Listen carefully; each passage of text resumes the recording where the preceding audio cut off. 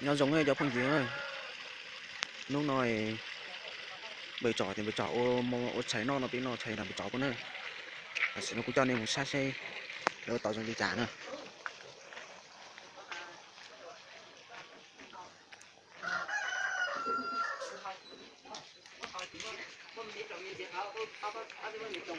tên chùa đó tên chùa đó là chắc phong dữ tôi chắc phong dữ đi chọn chùa đi chọn chùa có này chọn chùa đang chùa bây giờ nó bây giờ mà hồ tiền chuột lo nó chùa ló ló cái chỉ tao nói đùa đi nè chỉ tao nói đuôi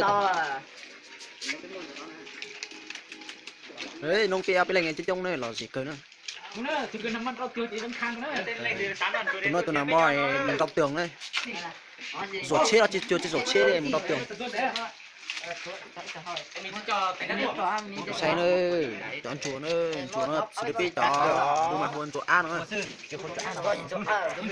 lo nè có biết cho cú chẳng hai biết cho này biết tại biết hù tại hù hơn chỗ ăn này nói tao nói giờ lấy luôn trong vàng lấy dụ cái dụ chứ chung này thôi quả tao đi chung cần nữa ốc biết chút đéo nó lên từ xà tao nó tôi chọn cái ít thì tôi nói lên ta tôi sau đó tôi trả tới chung nào bị chọn đấy nó biết mấy nó là gì đấy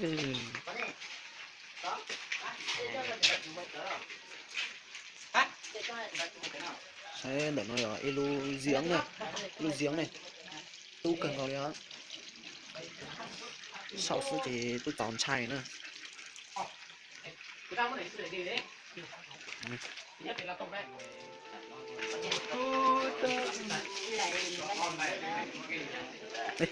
cái nhà biết tụi mình trò nữa nó biết tổ trả nó nó chế nào ơi nó giống nó mà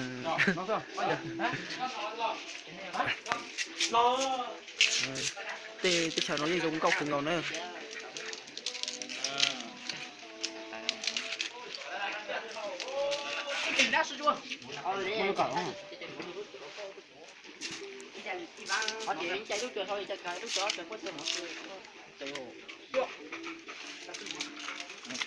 con chuột nó tao chỉ cá từng đầu nữa chỉ cá thì chỉ tải một kia một hào thì một sờ những cái chơi dặn nữa tao cá cứng đi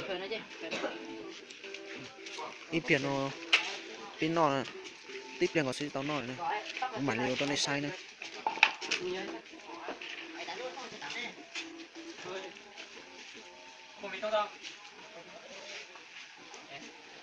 nhìn nè sai nữa nó chỉ cưng vào đi nữa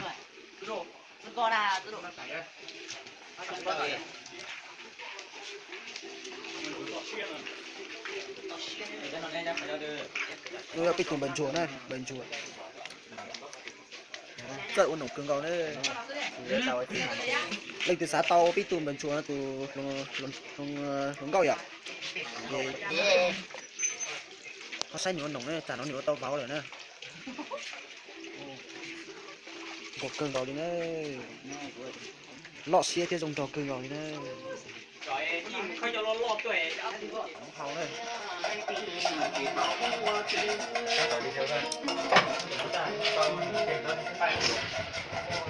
nó giờ cây này cây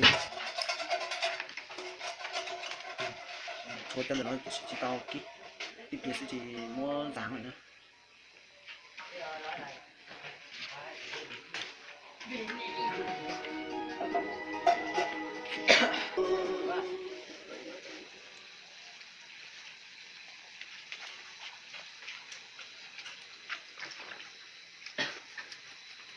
giờ tao lại bán ơi tiếp tiền nó sẽ chỉ tao này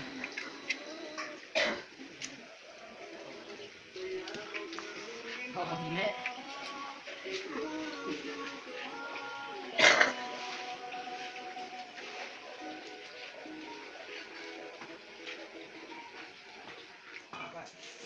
sẽ biết tao tỏ nó nữa cắt đường tàu nữa chúng mình đéo nữa rồi anh chơi đây nữa đi đéo hả anh chưa Cho nó lên thì tuột. Mình nhận tục các cụ lẻ thì cô. Thích các mất tàn thì đây còn giờ cái mất tàn phải to này. To này con.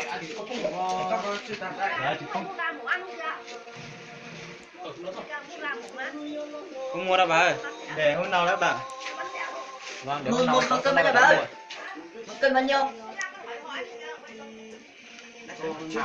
mình có thể nào đó nào cô phát tiền mình. Say nữa. Tôi trứng. Không ăn rồi. Năng luộc Là gì đi? hay là anh em mình Đây là ớt tương này, ta thì tới bao nhiêu Có tỏi hạt rời này, Dạ. rượu này. À, dạ thôi thì cho nó phải sợ Là có nhau là sao gặp được thì sắp lan này. Giờ là bisa tốc lao. tất cả là tay sao ha nơi ta xin nó biết tao có non ta nữa. Xin một cái. Ông chỉ có tao Hết tỏi. Cho tí cho tôi chùa nữa. Đúng rồi. Ba cái đi ba. Sau đây tôi chả không được chọc cái nữa. Để tao tụ món nó. Tên tiền chúng tôi thì sẽ đấy dù cái tí số đây cái đi. Tao tụ ở bên lạnh này. Chỉ chả nó biết hầu tao tỏ chơi này. Nhá. Tí ta, đúng là cái tụi bạch thỏ đây. Rồi cái tụi bạch phua. Ra bên lạnh đĩa. họ cũng mà của chị con bé đó Được tụi nó là chỉ một bên nữa. Hello. Công rồi. Công nữa. hello nó sẽ chinh rồi Tụi nó chỉ tôi thỏ đúng là tôi ý ra một gì đâu cũng thế này. Ôi tao tôi sách cơ đấy. Nên họ luôn đi về. Anh em Chị đã thể mang lại CD khóa vào ngày 13 tháng 3 thì chiều. Chơi chả. Ông ta mới sạch. được rồi Anh nói đùa. ui à ít thì thấy ra lên thì sát phạt của em vui sọc em nói chuyện đấy ta chơi đây đâu mình chơi ít thì cho nó được tài nhau nữa của luôn về của Tao. Ê, chơi nó chơi bé ơi chỗ không hiểu YouTube nó bé học chơi học chơi đây sẽ để họ chơi đây bảo chỉ cần cầu đến đây. Cú khai chưa hả? Pitch một khó thì biết hàng tỷ nữa. Mua chắc chắn nó sẽ chặn. Luật chơi này. nó làm bé học Chị ơi. nó lên từ cho chị Tôi thả cho nó. cho đây nó mới học chơi đó. Không nhìn. Có nhắc nào đó. Phải cái áo được rồi để nhọn tìm có sẽ không thể tới à. nó chơi Để tí nữa phải chơi đã cha. áp bên nó gì không tóc cô nó đó áp thì tiêu giờ nó không dư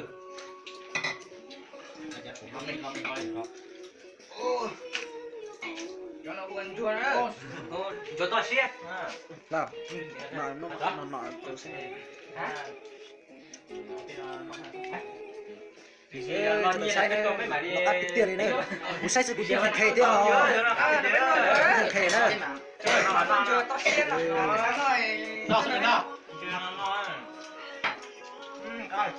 Cũng tôi thấy chập lấy này. Một sai lấy nọ rồi cũng thấy cười này. nó tụi cô cũng nói như thế. ăn tiền Nên đó em mà xin chi này sẽ đời đua Trên này là nó nó nó cái màu nữa. nó ngồi bên của hai cha đó đầu tiên từ sai.